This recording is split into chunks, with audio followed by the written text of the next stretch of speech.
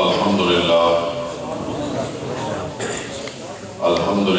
رب العالمین والصلاة والسلام علی سید الانبیاء والمرسلین وعلی آلہ واصحابہ وازواجہ وذریتہ اجمعین اما بعد فاعوذ باللہ من الشیطان الرجیم بسم اللہ الرحمن الرحیم فلا وربک لا یؤمنون حتی یحکموک فیما شجر بینہم ثم لا یجدوا فی انفسہم حرجا مما قضیت ویسلموا تسلیما قال اللہ تبارک و تعالی فی شان حبیبہ ان اللہ وملائکتہ یصلون علی النبی یا ایہا الذین آمنوا صلوا علیہ وسلموا تسلیما اللہم صل وسلم وبارک علی سیدنا ونبینا ومولانا محمد وبارک وسلم وصل علیہ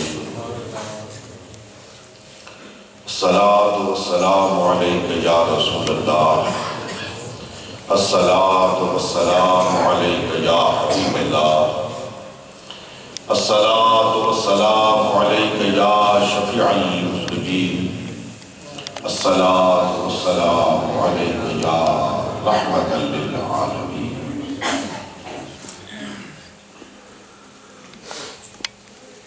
برادران اسلام، جلیل القدر علماء کرام، الحمدللہ میرے عزیز گرامی مرتبہ حاجی محمد عجائب صاحب، حاجی محمد ظہیر صاحب، ان کی جملہ اعزاء اقربا خاندان کے لوگوں کو اللہ رب العالمین مسلسل اس سعادت سے بہرامند فرما رہا ہے، اور ہر سال وہ مجھے، آپ کو، ہم سب کو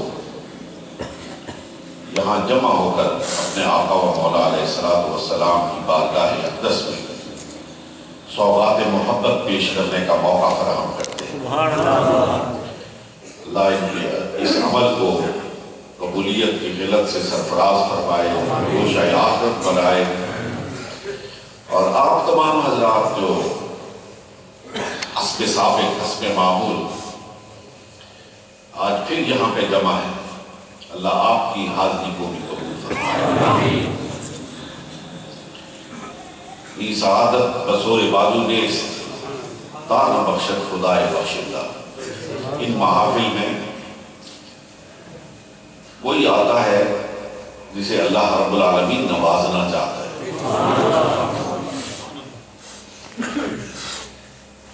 حضرات، جس طرح قرآن مجید فرقان حمید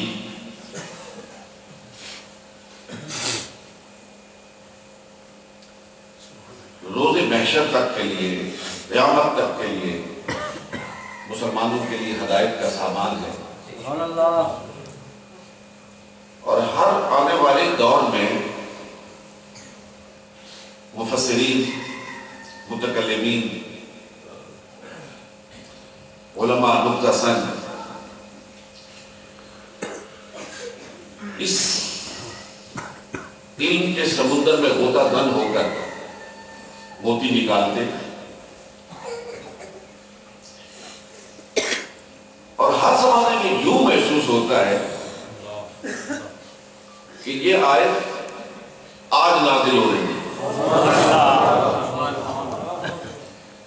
جس وقت کوئی مسئلہ درپیش ہوتا ہے اور کوئی عالم غور و خوض کرتا ہے اور قرآن میں اس کا جواب پاتا ہے، تو وہ خوشی سے جھوم اٹھتا ہے کہ مولا نے میری رہبری اور رہنمائی کا سامان مہیا کر دیا. سبحان اللہ. اور ہر سوال کا جواب ملنے پر توحید پرست کی زبان پر آتا ہے جل جلالہ. سبحان اللہ. بڑی شان والا ہے, بڑی شان والا ہے. اس نے ہمیں پیدا کر کے بے بہار چھوڑ نہیں دیا ہے. اپنے آخری کلام میں ہماری زندگی میں پیش ہونے والے ہر مسئلے کا جواب فراہم کرنا ہے. بالکل اسی طرح اللہ جس ذات کو اس قرآن کے معانی اور مفاہیم بیان کرنے کے لیے مبعوث فرمایا ہے لِتُبَيِّنَ لِلنَّاسِ مَا نُزِّلَ إِلَيْهِمْ, ہم نے اپنے پیغمبر کو بھیجا اس لیے کہ وہ اس قرآن کو کھول کھول کر بیان کرے. اس کی سیرت کے بھی اسرار و رسول نامتناہی. جس طرح 1400 سال سے مفسرین قرآن کے بحر زخار میں متزل ہو کر وہاں سے موتی نکال نکال کے لا رہے ہیں. یقین کیجئے یہ پچھلے 15 صدیوں سے محمد الرسول اللہ کے غلام سیرت نگار, ہر سیرت نگار جب لکھتا ہے تو کوئی نئی جہت لے کے آتا, کوئی نئی سمت لے کے آتا. مجھے دنیا کی کوئی ایسی شخصیت بتا دیں کہ جس پر 1500 سال سے لکھا جا رہا ہو لیکن اس کی سیرت آج تک مکمل نہ ہوئی. کہ 1500 سال سے لکھنے والے مختلف زبانوں میں لکھ رہے, مختلف قومیتوں کے لوگ لکھ رہے, اپنے لکھ رہے, پرائے لکھ رہے, غلام لکھ رہے, دشمن لکھ رہے, لیکن اس کی سیرت کی کوئی انتہا نہیں ہو رہی.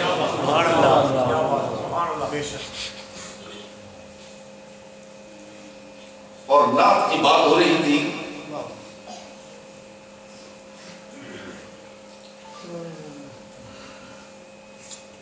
سرور کون و مکان جناب محمد رسول اللہ صلی اللہ علیہ وسلم کی نعت کو بھی اور آپ کے خصائل اور آپ کے مناقب اور فضائل کو بھی بیان کرتے کرتے روشنائی خشک ہو گئی, زبانیں گنگ ہو گئی, قلم ٹوٹ گئے, لیکن نعت محمد مصطفیٰ مکمل نہ ہو پائے. بہت سی شعراء کا تذکرہ کیا. ابھی داغ کو بڑے خوبصورت انداز میں اس کے اشعار پڑھ کر محترم قریشی صاحب نے خراج محبت پیش کیا, لیکن اردو زبان کا نامور شاعر, اس کا شعر آتا ہو یا نہ آتا ہو لیکن اس کے نام سے سبھی واقف ہیں, غالب. اس نے اردو ادب کی ہر صنف کو لتاڑا ہے, بچھاڑا ہے, کمال دکھایا ہے, لیکن اس کا نعتیہ کلام بہت مختصر ہے. بلکہ اردو میں تو اس کی کوئی خاص نعت نظر ہی نہیں آتی. سوچنے والا ذہن سوچتا ہے کہ اردو ادب کا اتنا بڑا شاعر, اتنا قادر الکلام شاعر نعت کے میدان میں کیوں محروم نظر آتا ہے. تو اس مسئلے کا وہ حل اور اس سوال کا وہ جواب خود اپنے اس ایک شعر میں دے رہا ہے کہ غالب ثنائے خواجہ بیضا ہوگا. غالب ثنائے خواجہ کہ میرے آقا کی شان تو رب بیان کر رہا ہے. غالب ثنائے خواجہ بیضا گزارتے ہیں. کہاں ذات پاک مرتبہ دانے محمد کون ہے جو اپنے الفاظ کے قالب میں محمد رسول اللہ صلی اللہ علیہ وسلم کی تاریخ کو ڈھال سکے. حضرت محترم, میں اور آپ خوش قسمت امت, میں انتہائی مختصر وقت میں چند اشارات کرنا چاہتا ہوں, اپنی چند گزارشات آپ کے دسترخوان علم پر رکھنا چاہتا ہوں. اس پہ سوچئے گا, غور کیجئے گا.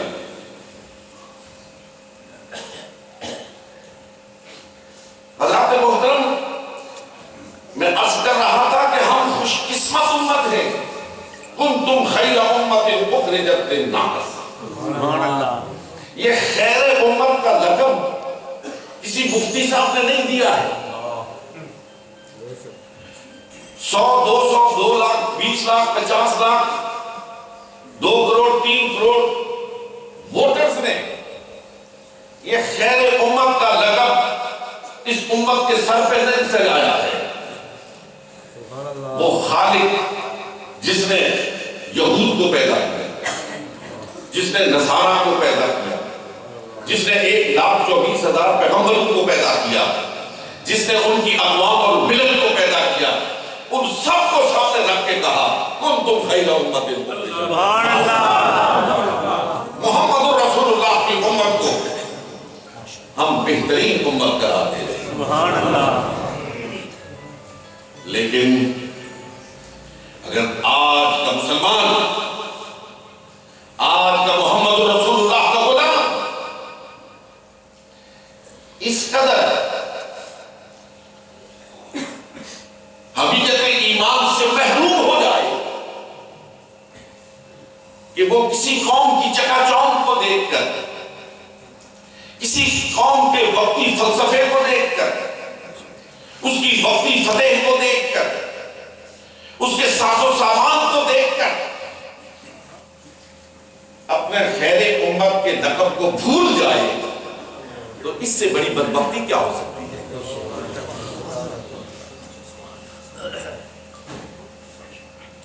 آج مسلمان دانشور, میں غیروں کی بات نہیں کر رہا ہوں, یہاں چونکہ بہت صاحبان علم بیٹھے ہو اس لیے میں دل کھول کر اپنی بات کرنا چاہتا ہوں کہ آج کا مسلمان دانشور, وہ پرنٹ میڈیا ہو یا الیکٹرانک میڈیا, وہ یہ دہائی دیتا ہوا نظر آتا ہے تمام ادیان برابر, تمام ادیان ایک جیسے. رواداری کے نام پر ہم بے غیرتی بن کر آئے. اس کو رواداری نہیں کہتے. رواداری کیا ہے کہ ہم کسی کے بارے میں تان و تشریح نہ کریں, کسی کو کا جینا دوبارہ نہ کریں.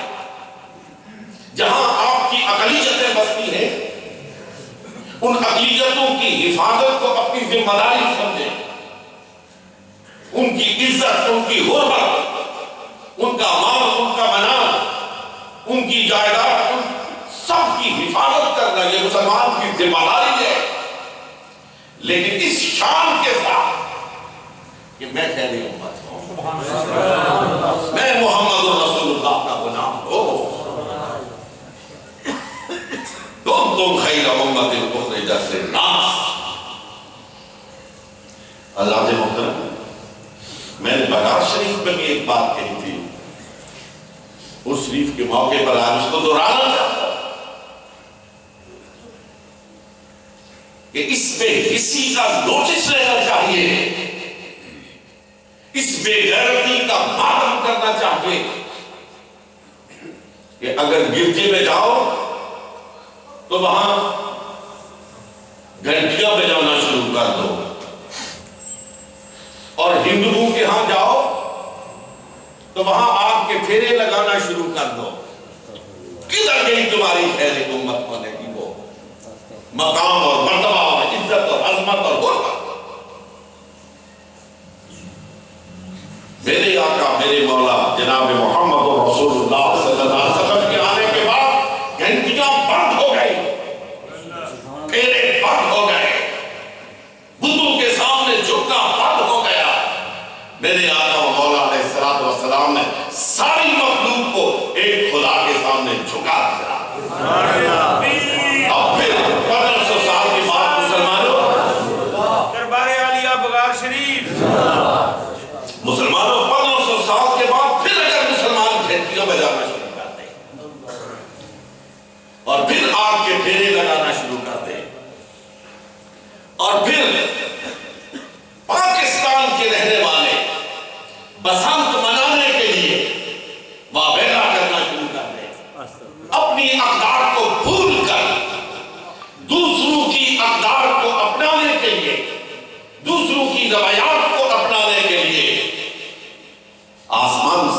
اٹھا لیں تو سوچنے کی بات ہے کہ نیچا دکھانے کے لیے زوال امت کے لیے غیروں کی کوششیں کامیاب ہو رہی ہیں یا ہم خود ذلت و رسوائی کی دلدل میں اترتے چلے جا رہے ہیں؟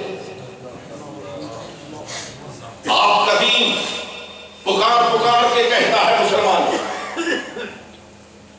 آپ کا قرآن آپ کا خالق آپ کا مالک آپ سے پورے آہنگ کے ساتھ کے کہتا ہوا سنائی دیتا ہے، فَلَا وَرَبِّكَ لَا يُؤْمِنُونَ حَتَّىٰ يُحَكِّمُوكَ فِيمَا شَجَرَ بَيْنَهُمْ ثُمَّ لَا يَجِدُوا فِي أَنفُسِهِمْ حَرَجًا مِّمَّا قَضَيْتَ وَيُسَلِّمُوا تَسْلِيمًا۔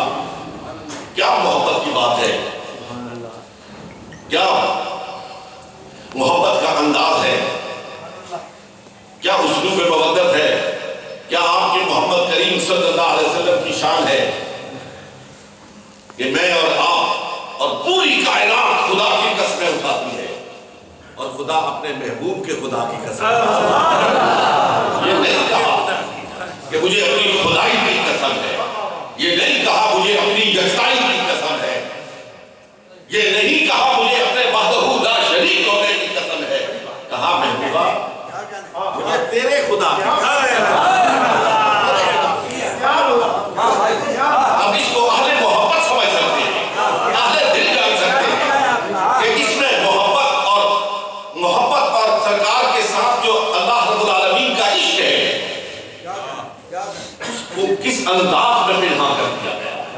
محبوب مجھے آپ کے رب کی قسم ہے کہ اگر مسلمان، میں مفہوم بیان کر رہا ہوں، اگر مسلمان اپنے تمام معاملات زندگی کی ہر جہت میں، زندگی کے ہر پہلو میں، سیاست میں، معاشرت میں، معیشت میں، ہر پہلو میں تمہیں اپنا حکم نہ مانے، مجھے ان کا ایمان قبول نہیں۔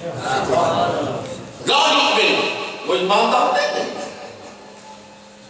سیاست آپ کہیں سے لیں، معیشت آپ کہیں سے لیں، معاشرت آپ کہیں سے لیں اور پھر کہیں کہ ہم اصحاب ایمان ہیں، نہیں، آپ کا دین وہ ہے۔ میں اشاروں میں باتیں کر رہا ہوں، تفصیل کا وقت نہیں، غور و خوض آپ پہ چھوڑ رہا ہوں۔ ہمارا دین صرف عبادت کی بات نہیں کرتا ہے، صرف ریاضت کی بات نہیں کرتا ہے، صرف رات کی سحر خیزی کی بات نہیں کرتا ہے۔ اس نے ابو بکر کو تیار کیا ہے، اس نے عمر کو تیار کیا ہے، اس نے عثمان کو تیار کیا ہے، اس نے علی کو تیار کیا۔ میں ایک نقطے کی بات آپ کی خدمت میں عرض کرنا چاہتا ہوں، آپ کے لیے خاص طور پر دو چیزوں نے فتح کے جھنڈے گاڑے، آپ اس پہ غور کر دیجئے، تاریخ انسان کو کھنگال کر دیجئے۔ دو چیزیں جو ہر طرف فتح و نصرت کا اعلان کرتی ہوئی نظر آتی ہیں، ایک عقل ہے، دوسرا عشق ہے۔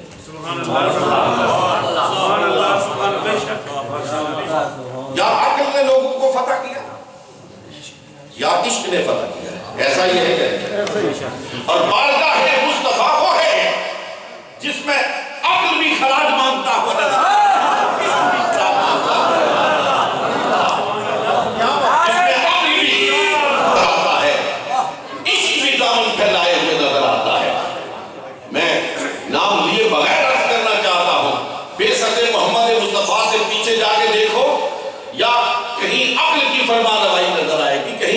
فرما روائی نظر آئے۔ یہ واحد بارگاہ ہے جہاں عقل اور عقل کا حسین امتداد نظر آئے گا۔ اسی لیے وہ دین کے اسرار و رموز سے واقف و آگاہ ایک بات بول کر کہتا ہے، تیری نگاہ ناز سے دونوں مراد، تیری نگاہ ناز سے دونوں مراد پا گئے، عقل غیاب و جستجو، عشق حضور و اضطراب۔ اگلی بات ہے اس میں بھی غور کرنا، حکومت کی ہے دو طرح کے لوگوں نے، دو طرح کے لوگوں نے حکومت کی ہے۔ ایک وہ لوگ ہیں جنہوں نے گردنوں پہ حکومت کی، ایک وہ لوگ ہیں جنہوں نے گردنوں پہ حکومت کی، ایک وہ لوگ ہیں جنہوں نے دلوں پہ حکومت کی، ایک وہ ہے جن کو لوگ بادشاہ کہتے ہیں، ایک وہ ہے جن کو لوگ صوفی کہتے ہیں، ایک گردنوں پہ حکومت کرنے والے اور ایک دلوں پہ حکومت کرنے والے۔ بارگاہ مصطفیٰ کیا ہے؟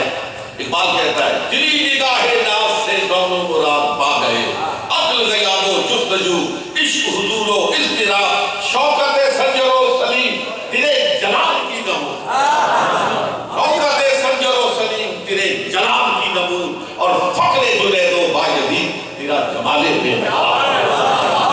اگر عقل کی بادشاہی دیکھنی ہے تو بارگاہ مصطفیٰ میں آؤ، عشق کی جولان گاہ کو دیکھنا ہے تو بارگاہ مصطفیٰ میں آؤ، اگر بادشاہوں کو جھکا ہوا دیکھنا ہے تو بارگاہ مصطفیٰ میں آؤ، اگر صوفیوں کو اپنی پلکوں سے مدینہ طیبہ کی گلیوں کو صاف کرتا ہوا دیکھنا چاہتے ہو تو بارگاہ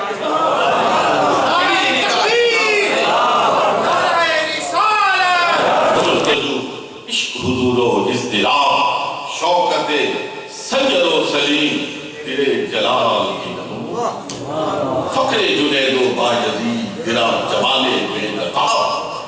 ڈوب کر بات کریں، صوفی ہو، بادشاہ ہو، عشق ہو، عقل ہو، یہ سب کہاں جھکا ہوا نظر آتا ہے؟ بارگاہ رب العالمین میں۔ سجدہ ریز کہاں ہوتا ہے؟ بارگاہ رب العالمین میں، کیونکہ سرکار عشق کو بھی اسی منزل پہ لانا چاہتے ہیں، عقل کو بھی اسی منزل پہ لانا چاہتے ہیں، بادشاہ کو بھی وہی جھکانا چاہتے ہیں، فقیر کو بھی وہی جھکانا چاہتے ہیں۔ اقبال پھر خلاصے کے طور پہ عرض کرتا ہے کہ تیری نگاہ ناز سے دونوں مراد پا گئے، عقل غیاب و جستجو، عشق حضور و اضطراب، شوکت سنجر و سلیم تیرے جلال کی نمود، فقر جنید و بایزید تیرا جمال بے نقاب، شوق تیرا اگر نہ ہو میری نماز، شوق تیرا اگر نہ ہو میری نماز کا امام، میرا رکوع بھی حجاب، میرا سجود بھی حجاب۔ اپنی عبادت کا مرکز و محور بھی اپنے آقا و مولا جناب محمد مصطفیٰ علیہ تحیت و السلام صلی اللہ علیہ وآلہ وسلم بنا۔ فلا وربک لا یؤمنون۔ جب میرے مصطفیٰ فیصلہ کرتے ہیں، ایک بات، ایک حدیث آپ کو سنا کے بات ختم، کہ جب وہ فیصلہ کرتے ہیں نا، پھر اس کے بعد مت سوچو کہ مجھے یہ نقصان ہوگا وہ نقصان ہوگا۔ اگر مومن ہو، اللہ پر ایمان رکھتے ہو، اللہ کے رسول پر ایمان رکھتے ہو صلی اللہ علیہ وسلم، تو پھر محمد رسول اللہ کے فیصلے کو آخری فیصلہ مانو، حتمی فیصلہ مانو۔ اس کے بعد اور کوئی ذات نہیں ہے جو فیصلہ کرے، اس لیے کہ اس فیصلے کو حتمی فیصلہ اللہ رب العالمین نے قرار دیا ہے، کسی اور نے قرار نہیں دیا ہے۔ کس طریقے سے مانو؟ یہ واحد دین ہے۔ بڑی خوبصورت بات کہی میرے سامنے، میں تھوڑی سی اس کی وضاحت کرنا چاہتا ہوں۔ بڑی خوبصورت بات ہے کہ سرکار پیچھے ابو بکر کو چھوڑ گئے، عمر کو چھوڑ گئے، عثمان کو چھوڑ گئے، علی کو چھوڑ گئے۔ جس طرح قرآن کو سمجھنے کے لیے در مصطفیٰ پہ جانا پڑتا ہے نا، اسی طرح سنت مصطفیٰ کو سمجھنے کے لیے در صحابہ پہ جانا۔ سبحان اللہ۔ قرآن حضور کے بغیر سمجھ نہیں آتا، قرآن حضور کے بغیر سمجھ نہیں آتا، اور سنت مصطفیٰ کا ادراک صحابہ کی تعبیر و تشریح کے بغیر سمجھ میں نہیں آتا۔ اور بڑا بدبخت ہے وہ انسان، یہ بھی جو لوگ ٹی وی دیکھ رہے ہیں یا لٹریچر پڑھتے ہیں وہ خود ہی سمجھ جائیں گے، بڑا بدبخت ہے وہ شخص کہ جو کہتا ہے کہ قرآن کا معنی اور مفہوم صحابہ نہیں سمجھ پائے، آج ہم سمجھ گئے۔ وہ جو اولین مخاطب تھے، جن کو براہ راست قرآن پاک خطاب کر رہا تھا، وہ تو قرآن کو سمجھ نہیں پائے، ہم 1500 سال کے بعد سمجھ گئے۔ اللہ یاد ہو اللہ فرمائی جن سے کئی مرتبہ واقعہ تبوک کو سماعت فرمایا ہوگا. جنگی تبوک کے موقع پر سارے صحابہ چلے گئے تھے, 3 پیچھے رہ گئے تھے, بہت سے رہ گئے تھے, ان میں سے 3 خاص تھے. خاص ایک تھے کعب بن مالک, دوسرے سے مرارہ بن حضرت مرارہ, اور تیسرے سے حضرت ربیع.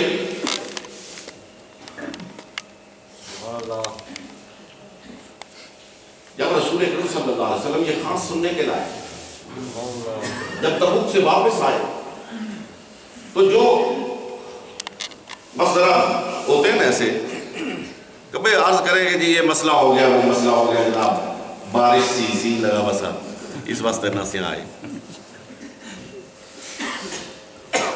وہ جس نے جو عذر پیش کیا سرکار علیہ الصلوۃ والسلام نے ان کو معاف کر. یہ 3 ربیع, مرارہ اور کعب بن مالک, پہلے وہ 2 گئے, مرارہ اور ربیع, اور اپنا عذر پیش کیا کہ سرکار کچھ بھی نہیں, بس سستی ہو گئی, غفلت پہ گھیر لیا. سرکار نے سچی بات کی.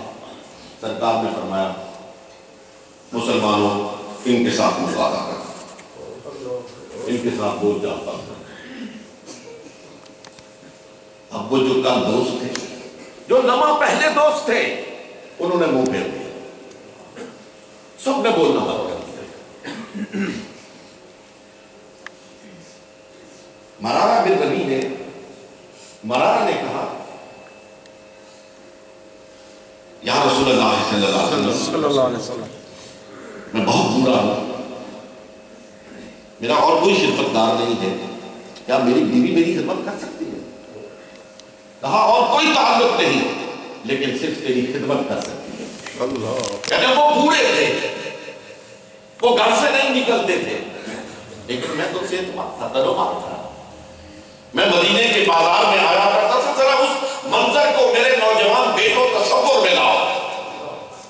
کعب بن مالک کہتے ہیں میں مدینہ طیبہ کے بازار میں آتا, میرے یار, میرے دوست, میرے احباب, میرے صحابی محمد رسول اللہ صلی اللہ علیہ وسلم کے غلام, میرے مسلمان بھائی بھلے بازار میں پھر رہے, میں کہتا ہوں السلام علیکم, وہ منہ پھیر لیتے. میں ادھر والے کو کہتے ہوں السلام علیکم, وہ منہ پھیر لیتے. اب یہ آپ غور فرمائنا کہ جوئے کے بازار میں یا کلر کے بازار میں آپ جا رہے ہیں اور کوئی آپ کے سلام کا جواب دینے کے لیے تیار نہ ہو. عجیب کیفیت ہے. فرماتے ہیں میری اس کیفیت کا علم غسان کے بادشاہ کو ہوا, اس نے میرے پاس اپنا ایلچی بھیجا, اور وہ ایلچی آ گیا, اور وہ لوگوں سے پوچھتا پھر رہا تھا کہ وہ کون ہے شخص کعب بن مالک جس کو محمد رسول اللہ نے اپنے گھر سے جدا کر دیا ہے. ایک تندور والا تھا, اس نے کہا میرے پاس بیٹھو, میں بھی تمہیں بتاؤں گا. کعب بن مالک خود راوی ہے, کہتے ہیں میں جب آیا اس نے اشارہ کر کے بتایا کہ وہ آ رہا ہے. وہ آگے بڑھا اور اس نے بادشاہ کا خط میرے ہاتھ میں تھمایا. بڑی آزمائش ہوتی ہے, بہت آزمائش ہوتی ہے, بڑا مشکل مقام ہے. فلا وربک لا یؤمنون, یہی تو شان ہے. کہتے ہیں خط پڑھا, اس میں لکھا تھا کہ تیرے آقا نے تیرے ساتھ بڑی زیادتی کی, تو بڑے قبیلے کا آدمی ہے, تجھے اپنے گھر سے نکال دیا, تجھے دھتکار دیا, تیرے ساتھ مقاطع کر دیا, تو ہمارے پاس آ, ہم تیری عزت کریں گے, ہم تیری تکریم کریں گے, ہم تیرے مقام اور مرتبے کے ساتھ تمہارے ساتھ پیش آئیں گے.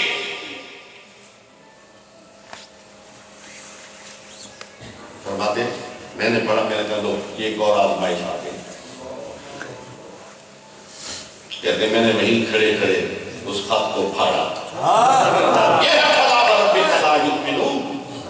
میں نے اس خط کو پھاڑا, تندور میں جا کے ڈالا اور اس کو کہا کہ تمہارے بادشاہ کے لیے میرے پاس یہی جواب ہے.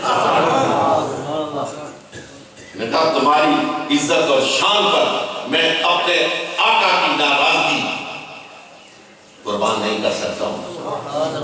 تمہاری طرف سے دی جانے والی عزت و شان میرے آقا کی ناراضگی سے متعلق میرے قدموں کے نیچے ہے.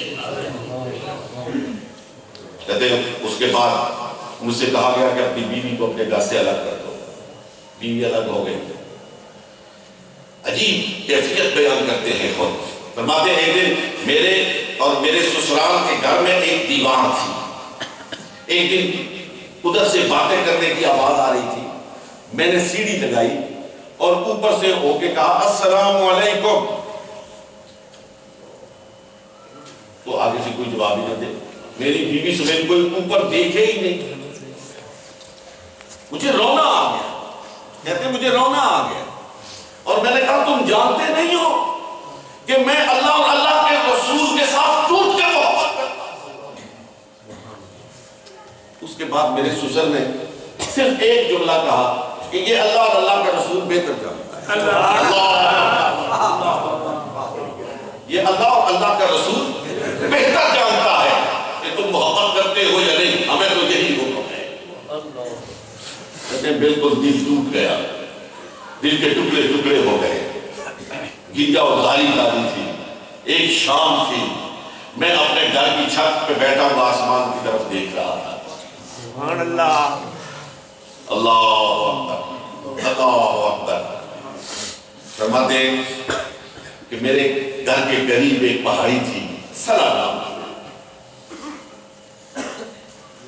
اچانک میں نے وہاں سے دیکھا کہ سیدنا صدیق اکبر کی آواز آتی ہے. سبحان اللہ.